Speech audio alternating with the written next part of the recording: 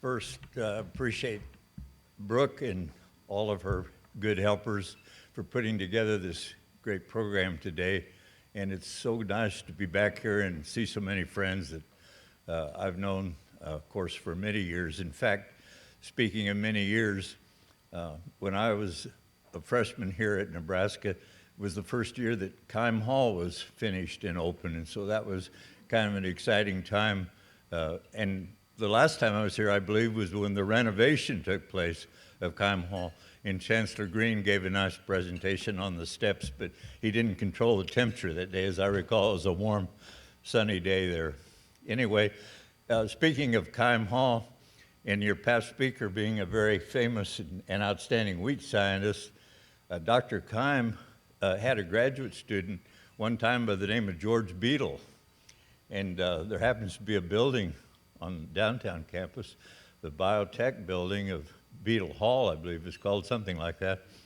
And he actually worked with Dr. Kime on graduate school on hybrid wheat about 30 or 40 years before its time. And they were looking at the opportunities and possibilities of hybridizing that crop. So it's interesting to see the changes. And there happens to be a photo out on the registration desk of Dr. Beadle at a meeting in Guadalajara, Mexico, where I happened to have a chance to participate with him. So it was fun to get to know Dr. Beadle, as of course, as well as Dr. Norman Borlaug. We had a very inspirational and informative speech this morning by Ambassador Quinn from the World Food Prize, and I could tell that everyone was very attentive to all of his comments, and there were a couple things he said that I've learned over 20 years or so now. This is my 20th year of having something to do with the World Food Prize that were so important. I want to repeat them. I hope you won't mind, Dr. Quinn, but he mentioned the importance of infrastructure and how critical that is to improving and getting a green revolution into Africa, for example. And certainly, I remember comments made that said it costs $140 a ton to ship grain from, this happens to be Iowa, that's where a lot of things happen with the World Food Prize, but we'll say from Nebraska. $40 to get it to Africa and $100 to get it from a port in Africa into Uganda because of a lack of infrastructure.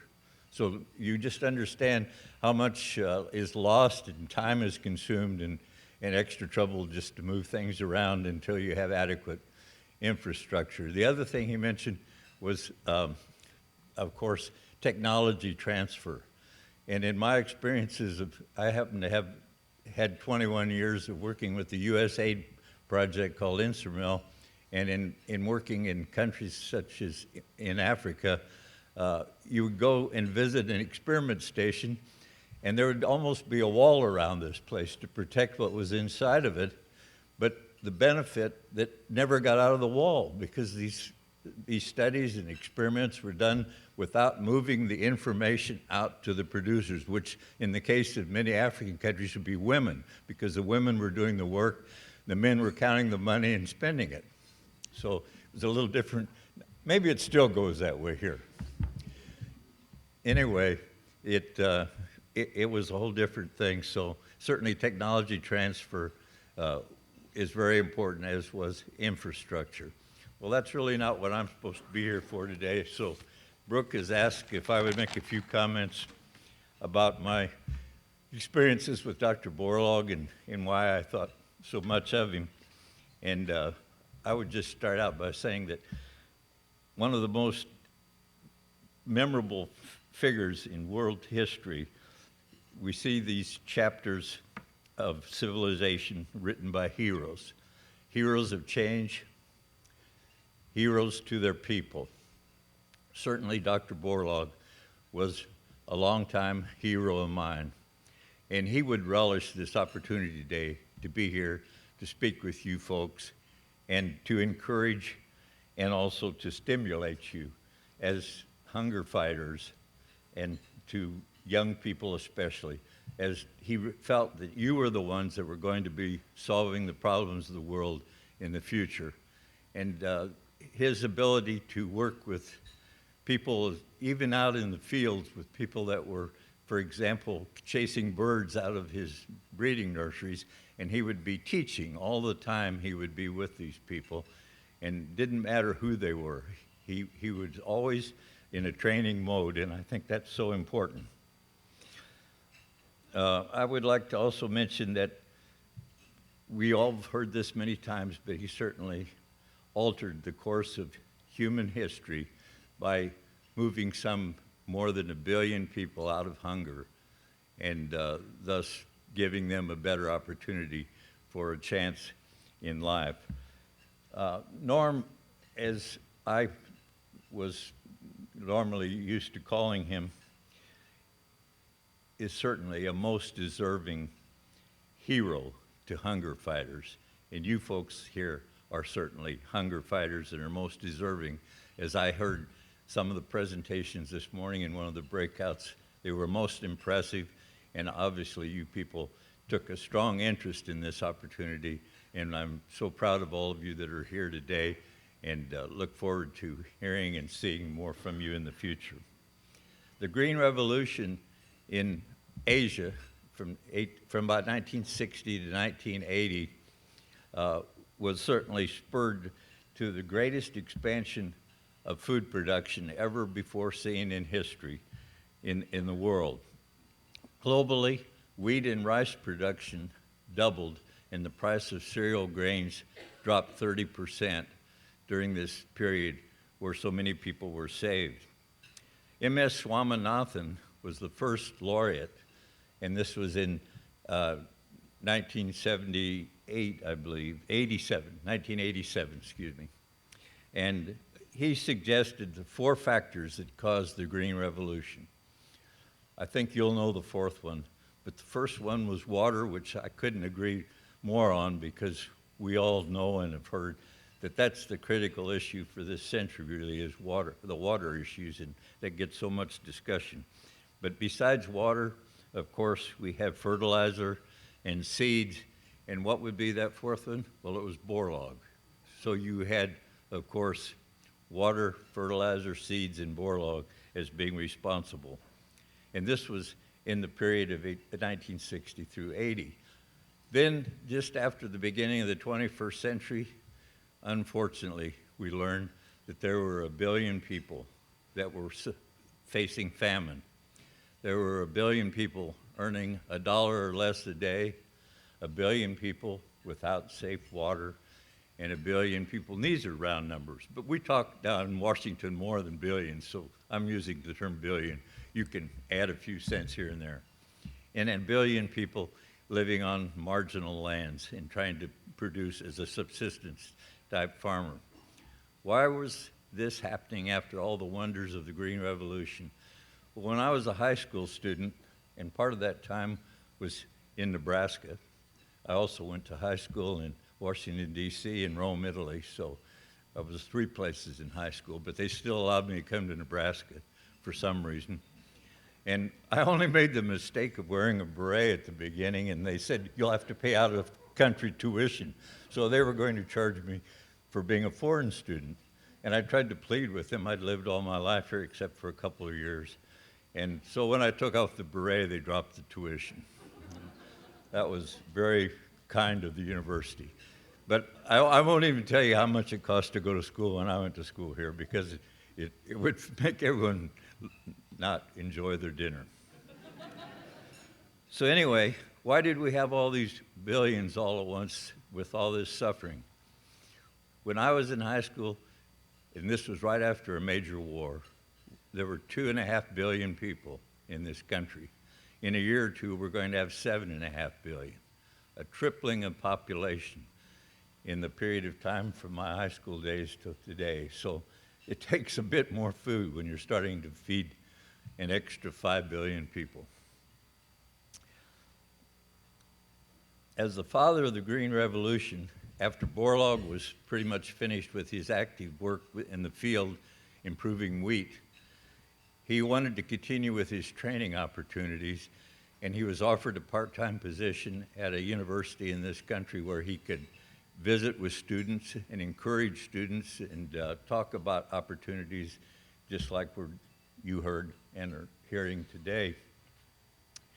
So one of the things he did at this time, and this was in the period between about 1980 and 1990, was to start the World Food Prize and look for support for this prize, which started out with a food company and then became the Ruan folks that you've already heard about today that did so much, as well as rescue me out of a hailstorm driving here.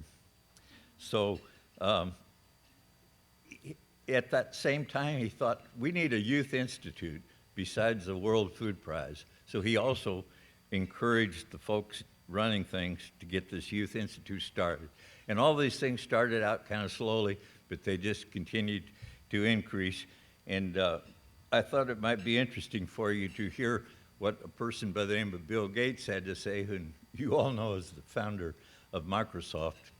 And I'm sure you know a lot more about Bill Gates and Microsoft than I do, but I still rely on him, including the Google feature. But I only know Google from a cartoon character called Barney Google, but I do use Google. You remember that cartoon, don't you, Ken? Some of the people do. Yeah.